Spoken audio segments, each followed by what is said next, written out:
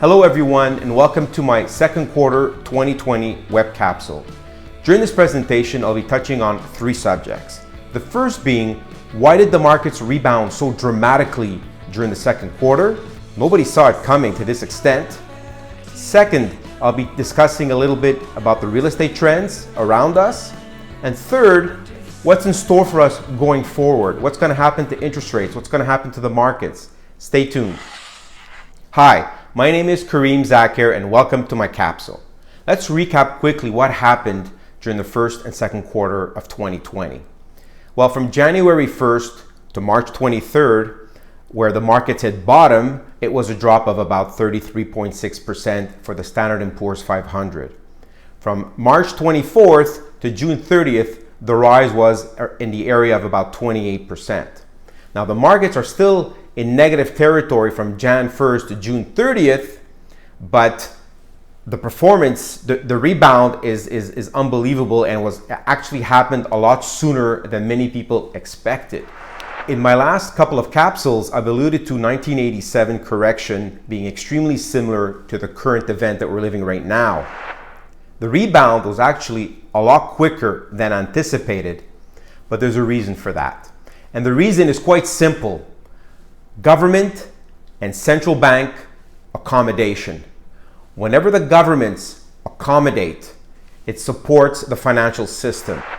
Examples of this accommodation is lower interest rates to a point where they're actually close to 0%. When interest rates are this low, where do you put your money for a return? You look at certain asset classes. Secondly, the government is bailing out many businesses and offering handouts to the public. This creates disposable income. It gives a sense of security and allows people to spend. The side effect of offering all these handouts is a higher deficit and higher debt, particularly at the government level. But the outcome of doing nothing would have been far worse. The study of economic history actually showed to me that this pattern was very predictable. Mark Twain has a great quote. History does not repeat itself, but it often rhymes. And there's a lot of truth to that. I certainly do not want to bore you with economic history, okay? But I did study it.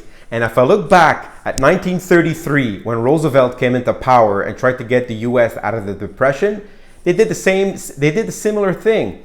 1971, Nixon, after the Vietnam War, did the similar thing.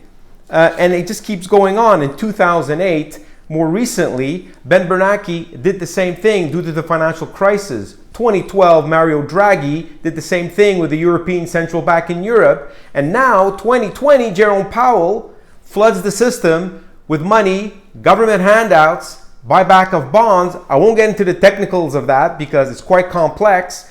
The bottom line is this liquidity, this event that we're living, makes the financial system stronger. It actually reflates the system. As a result, the stock market gets stronger because of this reflation. When the stock market gets stronger, well, that leads to the economy eventually following through and getting stronger. And I've said in the past that the stock market is a forward-looking indicator and the economy follows after it. Let's move on to the real estate market because we all have a vested interest.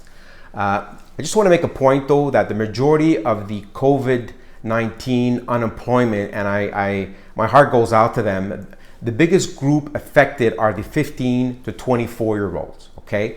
And this is not the group that purchases real estate at such an age. They don't spend on expensive items.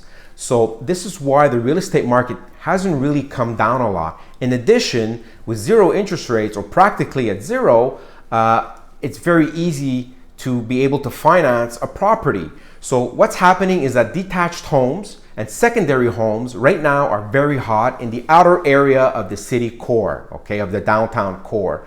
The apartments and condos in the urban area is being a little more affected from a negative perspective, but all the outer area is just doing extremely well. A lot less people want to sell their homes now due to the pandemic. This results into a lot less listings and demand has not come down, it's actually gone up. So Kudos to those who have properties in the outer area and in the Laurentians and the eastern townships. I believe that once a COVID-19 vaccine does materialize, you may see a reversal of all this, but this is the trend currently. Next subject, what does the future have in store for us? So basically, I'm seeing a continuation of low interest rates, at least for the foreseeable future, the next couple of years. I don't see them going up. The government can't afford to let the rates go up, because if the rates go up, the debt's going to be very difficult to service. Secondly, financial assets are the place to be, and I'm talking about corporate bonds, government bonds, municipal bonds, stocks, also precious metals and commodities. This is going to be the place to be. My job to create alpha for my clients within their portfolio is to meticulously pick the proper individual investments, the proper asset allocation, and make sure that we can ride the upside and minimize the downside. And as you can probably attest, your portfolios are doing extremely well this year. We're outperforming the markets, and we have a lot less risk built into our portfolio. We're pretty much ready for anything that gets thrown at it. In conclusion, my advice is to remain invested at all times. The key is to have the proper asset mix within your portfolio. On that note, I just want to say thank you for listening. We plan on going back to our offices approximately during the month of September. To what extent, I don't know if it's going to be at 100% or 50%. I don't know. We're following the government guidelines, but we do plan on going back come September as it stands currently. And I would expect that by January 2021, we should be back at full service. In any case, stay tuned for my next video, which is going to come out in the next quarter. And if you need anything, don't hesitate. Have a great summer. I almost forgot. Don't forget to like and/or share this video. Thank you.